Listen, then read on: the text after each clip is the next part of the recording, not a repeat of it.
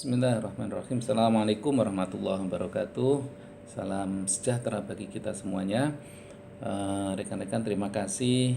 Mohon maaf pada pertemuan hari ini inginnya saya sendiri apa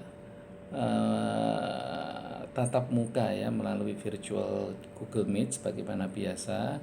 Namun tampaknya susah sekali mendapatkan waktu karena saya harus ke bandara untuk menuju ke Palembang. Jadi sempat tadi berpikir saya komunikasikan juga dengan ketua kelas untuk mengajar di bandara gitu, tapi nampaknya kurang convenient. Jadi saya membuat video pengajaran yang nanti akan saya posting di e-learning. Anda bisa akses di YouTube ya. Topik kita pada pertemuan hari ini adalah tentang gender studies ya. Jadi sekedar mereview pertemuan yang sebelumnya ya. Masih ingat ketika saya meminta Anda kalau ada waktu untuk menggoogling ya di YouTube ya tentang topik yang ini ya, buku Exile and Pride sudah saya posting ya. Kemudian cerita tentang Ellie Clare yang telah kita pelajari bersama dan bagaimana persoalan disabilities dan queers itu ya, atau keanehan-keanehan cacat fisik itu mendapatkan perhatian yang sangat bagus, yang sangat baik ya di Amerika Serikat. Nah, kalau kemudian Anda bisa mengklik di YouTube ya, ini Ellie Clare itu yang ini nih ya, dia mempunyai kebutuhan khusus ya, tapi bisa berbicara cukup lumayan baik. Ya, ini ada beberapa video yang cukup panjang ya, ini tentang kampanye dia ya, Ellie Clare ini dalam masalah orang-orang yang berkebutuhan khusus, hak-haknya seperti apa begitu. Nah, itulah yang sebenarnya di kita pun ya rekan-rekan sekalian, ini nanti saya juga akan memberikan contoh personil ya, tokoh gitu.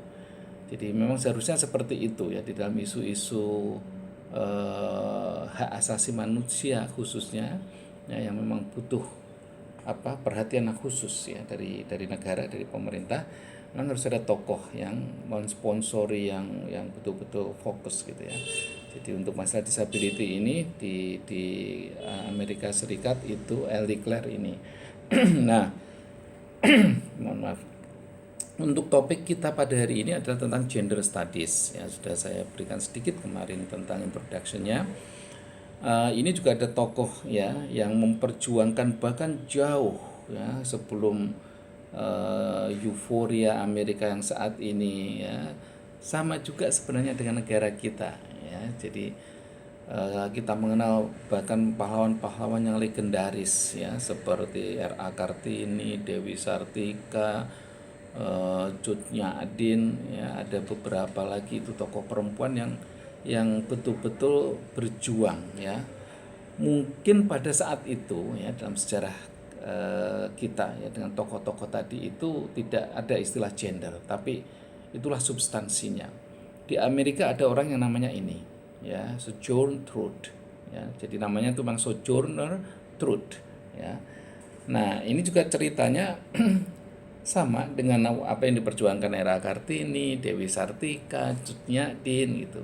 Nanti kita bahas agak sedikit dalam ya. Nah, buku ini juga sudah saya upload di e-learning ya, cukup panjang sampai 500-an halaman.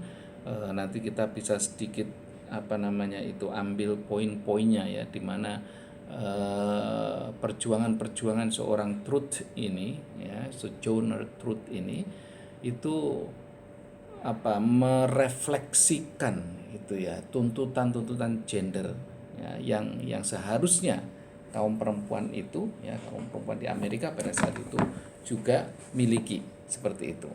Nah, saya akan memberikan pengantar dulu rekan-rekan sekalian. Nah, nanti Anda ada tugasnya ya. Jadi Anda harus menuliskannya dalam beberapa paragraf pendek saja di dalam assignment, di individual assignment ya, jadi tugas individu di e-learning itu nanti. Oke, jadi saya fokuskan pertama ketika kita membicarakan tentang gender, ya ada dua istilah yang sangat dekat tetapi berbeda jauh substansinya, ya. Jadi apa itu gender itu, ya. Jadi ada ini saya terjemahkan sedikit aja dalam kalimat yang pertama, in the fight for equal right, ya. Jadi dalam perjuangan untuk mendapatkan hak-hak, ya, kesetaraan itu between men and women, ya, antara laki-laki dan perempuan, the two terms that arise most are feminism and gender equality. Jadi dua istilah ini selalu muncul, ya, terus menerus, ya, dalam masalah equal right ini, ya. Yang pertama adalah feminism dan yang kedua adalah gender equality. Gitu. Nah itu memang istilah yang nampak sama, gitu ya, nampak aspek-aspek dan faktor ataupun faktor-faktor yang ada di dalamnya itu sama, tapi sebenarnya substansinya itu berbeda. Ya, jadi apa yang diperjuangkan oleh feminism, ya, dan apa juga yang diperjuangkan oleh gender, ya, atau gender equality itu. Nah ini penting, ya, bagi pemahaman kita. Kemudian karena kita juga harus bisa membedakan kemudian gerakan-gerakan yang sedang terjadi, ya, pada saat itu dan tentu saat ini, ya, masih mempunyai itu sense yang sama, gitu, antara apakah kaum perempuan terutama ini, ya, ini memang menarik kalau udah membicarakan masalah perempuan ini, ya. Bukan karena apa-apanya, gitu ya, bukan karena physical appearance, ya, atau hal yang lain, tetapi isu yang berkenaan dengan substansi, ya, kewanitaan itu, ya, gerakan-gerakan sosial, politik, ya, ekonomi, ya, dan tentu pendidikan ada di dalamnya itu. Nah, apa yang membedakan? Kita bahas dulu masalah feminisme. Feminisme, ya, itu didefinisikan sebagai hal-hal yang berkenaan dengan perjuangan ideologi politik, ya, pergerakan sosial yang mempunyai atau yang bertujuan untuk mencapai tujuan yang sama, ya, a common goal. Jadi intinya, ya, di dalam perjuangan feminisme itu adalah berkenaan dengan masalah ideologi, politik, ya, dan sosial. Ya. Nah, the goal, ya, tujuan ini is mainly to define, ya, terutama untuk mendefinisikan, ya, kemudian juga mengestablish, memunculkan, gitu, ya, tujuan-tujuan bagaimana masalah ekonomi, sosial, masalah personal, masalah politik, ya, itu setara, ya, tidak ada perbedaan antara laki-laki dan perempuan, gitu. Jadi hak-hak di dalam politik, hak-hak di dalam ekonomi, hak-hak di dalam sosial, ya, hak-hak individu itu sama, ya. Jadi kalau misalkan laki-laki itu mempunyai hak untuk hidup, ya, hak untuk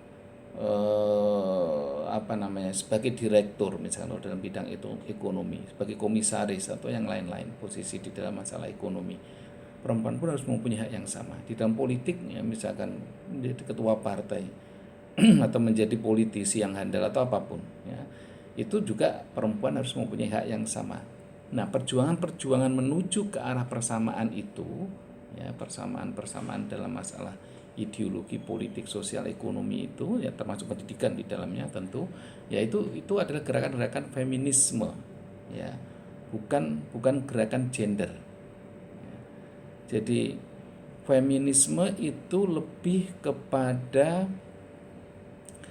gerakan-gerakan untuk pencapaian kesetaraan pada kapasitas individu, ya, seorang wanita, seorang perempuan, gitu. Ya, jadi kapasitas individunya seseorang itu, bahwa seorang perempuan itu, ya, itu menjadi perempuan itu, ya, bisa menjadi seperti apa yang juga bisa dicapai oleh laki-laki, gitu, ya. Nah ini dia kalimat yang terakhir, dan ada education, ya, termasuk misalkan dalam bidang ekonomi itu mempunyai earning fair, ini maksud saya sebentar. Earning fair wages, ya, misalnya dalam bidang ekonomi. Jadi mempunyai gaji, ya, yang sama dengan laki-laki. Kalau laki-laki sebagai komisaris bisa digaji 100 juta per bulan, perempuan juga harus sama.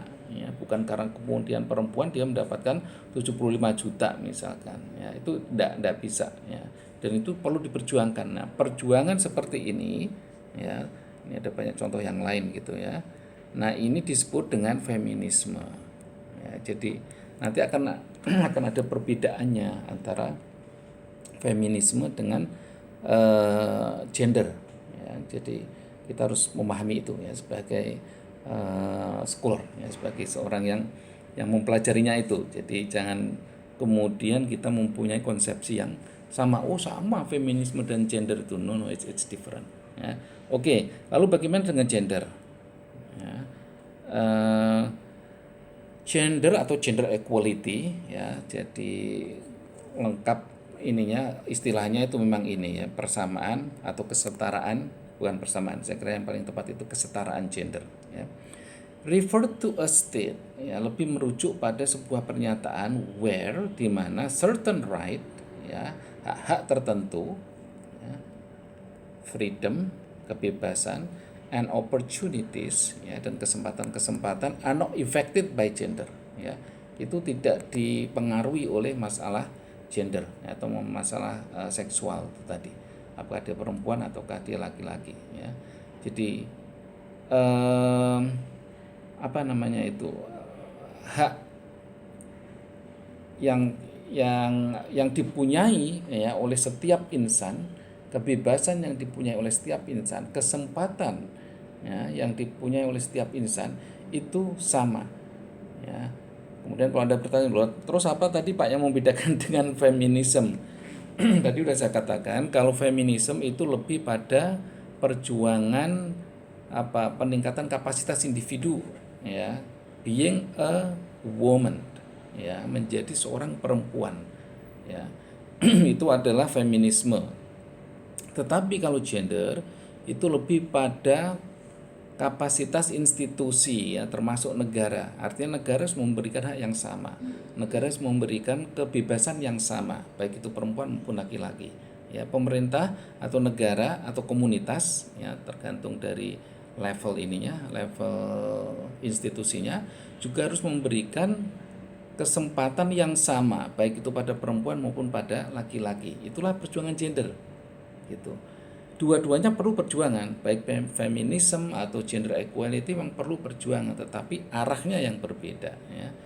Jadi if you wanna be a woman, kalau Anda ingin menjadi seorang perempuan yang ingin menjadi politisi atau yang lain-lain tadi itu, pertama Anda secara feminismenya harus meningkatkan kapasitas diri ya, bahwa Anda memang mampu untuk menjadi seorang ekonom, bahwa Anda memang mampu menjadi seorang politisi ya, Anda memang mampu sebagai apapun lah yang Anda ingin raih di dalam hidup. Tetapi juga bahwa negara, pemerintah, komunitas atau apapun level institusinya juga harus memberikan hak-hak ini tadi ya, kebebasan, kesempatan gitu. Nah, pemberian hal-hal seperti ini yang kita sebut dengan gender equality gitu ya. Jadi ketika seorang perempuan itu menuntut, maka dia berada dalam koridor feminismenya ya. Kemudian tuntutan dia yang oleh negara, oleh komunitas atau oleh institusi-institusi apapun ya, kantor atau apa gitu ya, itu adalah gender equality-nya ya, oleh lembaga itu atau negara memberikannya begitu ya. Jadi kita mempunyai dua konsep yang jelas ya, koridornya di mana ya, feminismenya itu di mana, kemudian gender equality-nya itu di mana begitu ya. Nah, Anda bisa mengklik di sini sebenarnya untuk kalau misalkan mau lebih jelas membaca keseluruhan ya dari artikel atau dari ini dua definisi ini ya. Nah, kemudian saya akan sedikit mengulas ya, saya harap bisa ini ya rekan-rekan ya, bisa dipaham ya tentang masalah feminisme dan gender ini. Nah, contoh untuk Contoh untuk Amerika, karena kita kan mata kuliahnya kawasan Amerika atau American Studies, ya, itu adalah Ibu Truth ini, ya, Sojourner Truth, ya. Bagaimana perjuangan Ibu Truth ini, ya, ini meskipun ini sebenarnya way back, ya, udah lama sekali, ya, udah kayak zamannya Kartini lah bagi kita, ya, atau pahlawan-pahlawan revolusi yang lainnya, perempuan yang lainnya. Jadi ini bukan yang, kalau yang sekarang ya mungkin siapalah, ya, istrinya Obama itu siapa, Michelle Obama misalkan, atau Hillary Clinton, ya, atau dulu, ya, sebelum Hillary itu siapa, Madeleine Albright, ya, yang menteri-menteri luar negeri itu, ya. Nah, saya kira histori Sojourner Truth ini, ya, layaknya sebagaimana Kartini, Dewi Sartika dan lain-lain tadi itu memberikan inspirasi, ya, pada wanita-wanita, perempuan-perempuan saat ini di dalam perjuangan feminisme dan gender itu. Nah, kita bisa lihat di ini bukunya, ya, Anda bisa bacanya, mendownloadnya di apa, e-learning, ya, karena ini ratusan halaman, jadi saya ingin membacakan hal-hal yang di dalam ininya saja. Kalau mau baca buku, tidak mau keseluruhan itu, baca di kontennya aja, ya, atau di daftar isi. Nah, di daftar isi ini kita bisa melihat, ya bagaimana seorang Afrika tadi sudah saya bilang, ya, Truth itu adalah seorang budak dari Afrika, ya, dan dia berada dalam apa ini namanya itu, lingkungan apa, orang-orang Belanda, ya, yang di Amerika, atau semuanya itu udah ada di Amerika, kan kita pernah pelajari juga itu, ya, orang-orang di yang sebelum UTS, ya, bagaimana orang-orang Eropa itu bermigrasi, ya. Jadi Ibu Truth ini berkembang, ya, lahir di Amerika tentu, ya, dan berkembang di daerah apa ini, orang-orang Belanda, ya, orang-orang Eropa dari Belanda yang ada di Amerika itu yang sangat religius, ya. Jadi sangat religius, ya, beliau ini. Kemudian bagaimana perjuangan beliau itu ada di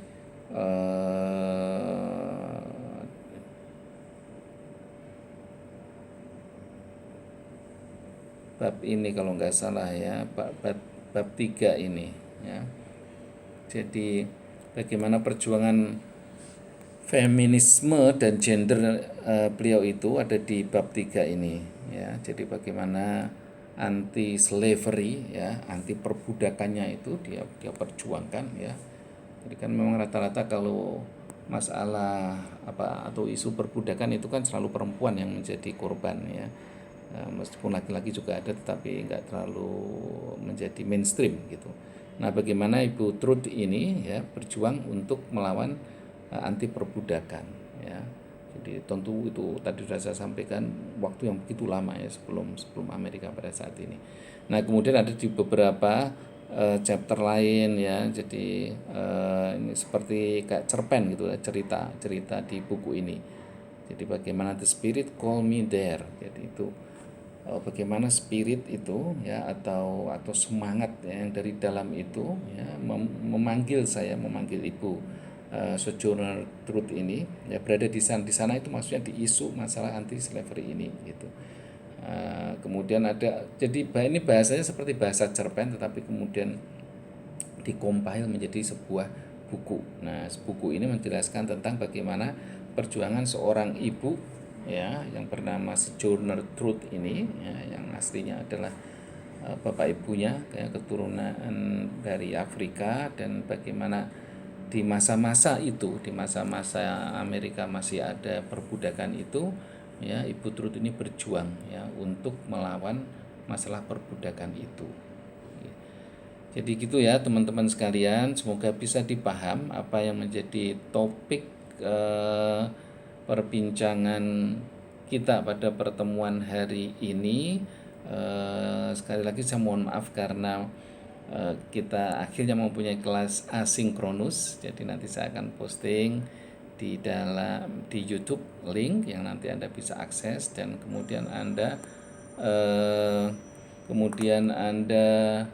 apa namanya itu bisa tonton di YouTube untuk menggait nanti tugas. Nanti saya akan tulis tugasnya di em, assignment ya, di e-learning, di dalam icon assignment.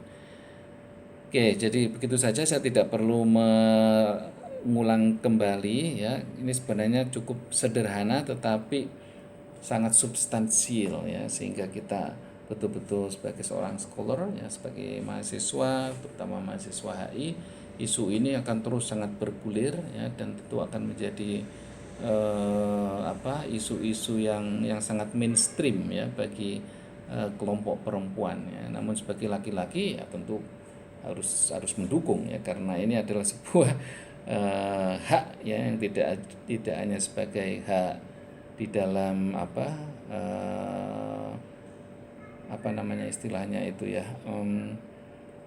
di dalam kemodernan ya, dan demokrasi ya, tetapi juga saya kira dalam isu keagamaan ya, itu juga menjadi fokus ya, bagaimana misalkan Rasul Muhammad juga menghormati ya perempuan gitu ya, tentu juga di agama-agama yang lain. Saya kira demikian rekan-rekan sekalian, terima kasih atas perhatian, atas kesungguhannya ya di dalam mengikuti mata kuliah saya kawasan Amerika.